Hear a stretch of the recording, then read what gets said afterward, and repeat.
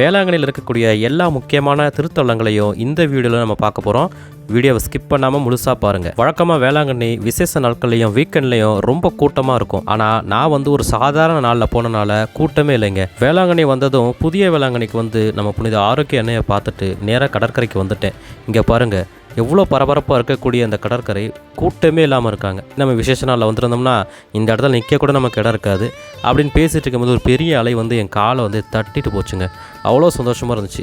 இறங்கி குளிக்கலான்னு தான் பார்த்தேன். ஆனால் எனக்கு நேரம் ரொம்ப கம்மியாக இருந்தனால அங்கேருந்து கிளம்பிட்டேங்க. கடற்கரையிலேருந்து கிளம்புனதுக்கப்புறம் நம்ம புதிய வேளாங்கண்ணிக்கு இடதுபுறம் இருக்கக்கூடிய புனித வியாகுல அன்னை ஆலயத்துக்கு தாங்க போனோம். இங்கே நிறைய கடைங்க இருந்துச்சு. அங்கே மெழுகுவர்த்தி, மாலை, தேங்காய் எல்லாம் வாங்கிட்டு முதல்ல தூய வியாகுல அன்னை ஆலயத்துக்கு தாங்க போனேன். அங்கே ஷார்ட்டாக ஒரு ப்ரேயர் முடிச்சுட்டு நேராக புதிய வேளாங்கண்ணி போயிட்டேங்க. சர்ச்சுக்குள்ளே ஃபோட்டோ வீடியோ எடுக்கக்கூடாதுங்க. அதனால வெளியிலிருந்து தான் உங்களுக்கு காட்டுறேன். நான் உள்ளே போயிட்டு நல்லபடியாக திருப்தியாக ஒரு ப்ரேயரை முடிச்சுட்டு தாங்க வெளியே வந்தேன். சர்ச்சுக்கு இடதுபுறம் வந்தீங்கன்னா திருமுழுக்கு யோவான் இயேசுநாதருக்கு ஞானஸ்தானம் கொடுத்த நிகழ்வு விளக்கும் வண்ணம் இந்த இடத்தை அமைச்சிருக்காங்க. அப்படியே கொஞ்சம் தூரம் நடந்து வந்தீங்கன்னா இந்த தியான மண்டபம் இருக்குங்க. ஒரு அமைதியான சூழல்ல நல்ல மனதுருகி நீங்க வேண்டக்கூடிய ஒரு இடமா இந்த இடம் இருக்கு. நீங்க வேளாங்கண்ணிக்கு வந்தீங்கன்னா கண்டிப்பா இந்த இடத்த நீங்க மிஸ் பண்ணிடாதீங்க. இந்த இடத்த சுத்தி பாருங்க, எவ்வளவு மரம், செடி, கொடிகள், பூக்கள்லாம் இருக்குன்னு. இந்த இடத்துக்கு போறதுக்கு முன்னாடியே இந்த இடம் அவ்வளோ அழகா இருக்கும். தியான மண்டபத்துக்கு அப்புறம் பழைய வேளாங்கண்ணி போகிறதுக்கு நடக்க ஆரம்பிச்சிட்டேங்க. நல்ல உச்சி வெயில் நேரத்தில் போனனால இந்த பாதையில் ஒருத்தர் கூட இல்லைங்க. பாருங்க, நம்ம விண்மீன் ஆலயம் வெயில்ல எப்படி ஜொலிக்குதுன்னு. நம்ம இப்ப இருக்கிற பழைய வேளாங்கண்ணில தான் பால்கார சிறுவனுக்கு நம்ம மாதா காட்சி அளித்தாங்க. ரொம்ப சிறப்பு வாய்ந்த மாதா குழப்பம் இங்கே தாங்க அமைஞ்சிருக்கு. அன்னை வேளாங்கண்ணி படத்தில் இந்த காட்சியை தான் அவங்க அமைச்சிருப்பாங்க. நீங்கள் எந்த ஒரு விசேஷமும் இல்லாத நாட்கள்லையோ இல்லை வீக்கெண்ட் இல்லாமல் சாதா நாட்கள்லையும் வேளாங்கண்ணிக்கு போனீங்கன்னா உங்களுக்கு ஒரு நல்ல அட்வான்டேஜ் இருக்குது. அது என்னன்னா, எந்த இடத்தையும் நீங்கள் ரொம்ப அமைதியாக பொறுமையாக தரிசிக்க. பழைய வேளாங்கண்ணியில் மாதாவை தரிசிச்சுட்டு மாதா குளத்து தீர்த்தத்தை குடிக்கலன்னா எப்படிங்க? அதனால தீர்த்தம் கொடுக்கக்கூடிய இடத்துக்கு நான் போயிட்டேன். அப்போ கூட்டமே இல்லை. அதனால ஈஸியாக போயிட்டு எனக்கு வேண்டிய அளவுக்கு தீர்த்தத்தை வாங்கி குடிச்சிட்டு தேவையானதை வீட்டுக்கும் வாங்கிக்கிட்டு நான் கிளம்பிட்டேங்க.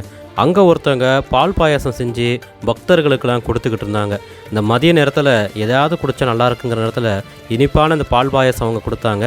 ரொம்ப சந்தோஷமாக இருந்துச்சு. அதை ஒரு டம்ளர் வாங்கி நான் குடித்தேன். அடுத்து பழைய வேளாங்கண்ணிக்கு வழியிலே இருக்கக்கூடிய மிக பிரம்மாண்டமான விண்மீன் ஆலயத்துக்கு தாங்க நான் போனேன். கிட்டத்தட்ட ஒரு 10,000 மக்களுக்கு மேலே இந்த இடத்துல உட்காந்து பூசையை பார்க்கலாம் போல இருக்கு. அந்த அளவுக்கு மிக பிரம்மாண்டமாக இந்த இடத்த கட்டியிருக்காங்க. இந்த ஆலயத்துடைய கட்டுமானமே மிக பிரம்மாண்டமாக இருக்குங்க.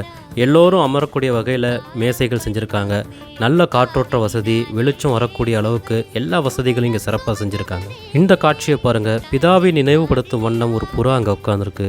அதுக்கு கீழே மின்னொளிகளில் நம்ம மாதா எவ்வளோ அழகாக ஜொலிக்கிறாங்கன்னு. விண்மீன் ஆலயத்திலிருந்து வெளியில் வந்தீங்கன்னா சிறு பிள்ளைகளை என்னிடத்தில் வரவிடுங்கள்னு நம்ம ஆண்டவர் சொன்ன வேத வசனத்தை நினைவுகூறும்படி இந்த இடத்தை அமைச்சிருக்காங்க. நீங்கள் மாலை வேளையில் பழைய வேளாங்கண்ணி வந்தீங்கன்னா இந்த இடம் ரொம்ப அமைதியாகவும் காற்றோட்டமாகவும் இருக்கும். இந்த இடத்துல நீங்கள் உட்காந்துருந்தீங்கன்னா ஒரு மனசுக்கு உற்சாகம் கிடைக்கும். நாங்கள் எப்போ வேளாங்கண்ணி வந்தாலும் இந்த இடத்துல அமர்ந்திருந்து ஒரு மணி நேரமாவது நேரத்தை செலவழிச்சுட்டு தான் போவோம். மனசுக்கு அவ்வளோ அமைதியாக இருக்கும். அப்படியே கொஞ்சம் தூரம் நடந்து போனீங்கன்னா நம்ம ஆண்டவருடைய திருவுருவச் சிலை மிக பிரம்மாண்டமான அளவில் இங்கே வைக்கப்பட்டிருக்குங்க. மிகவும் பிரம்மாண்டமாக வானுயர அளவிற்கு நமது ஆண்டவருடைய திருவுருவ சிலையை இங்கே அமைச்சிருக்காங்க. இதில் நம்ம ஆண்டவருடைய திருமுகத்தை பாருங்கள், எவ்வளோ அமைதியும் சாந்தமும் வெளிப்படுற மாதிரி ரொம்ப நேர்த்தியாக இந்த சிலையை அமைச்சிருக்காங்க. அப்படியே பழைய வேளாங்கண்ணில் நடந்து வந்தீங்கன்னா புதிய வேளாங்கண்ணி ஆலயத்துடைய இந்த பகுதிக்கு நீங்கள் வந்துடலாம். அடுத்ததாக இங்கிருந்து நான் மணல் திட்டுன்னு சொல்லப்படக்கூடிய மோர்க்கார முடவனுக்கு நம்ம மாதா காட்சி அளித்த அந்த இடத்துக்கு தாங்க போக போகிறேன். இங்கேருந்து நேராக பார்த்தீங்கன்னா தெரிகிறது தான் நம்ம இப்போ போயிட்டு வந்த பழைய வேளாங்கண்ணிங்க.